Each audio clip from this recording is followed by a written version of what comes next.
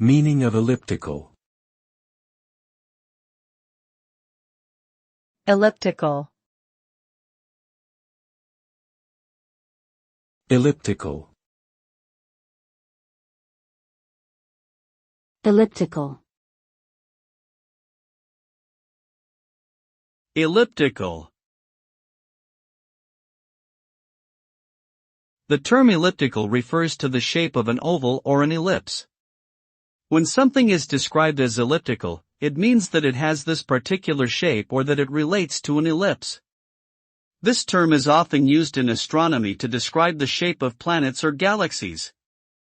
In mathematics, an ellipse is a type of curve that is formed by the intersection of a plane and a cone. Overall, elliptical is a term that describes a specific geometric shape that has many applications in various fields of study.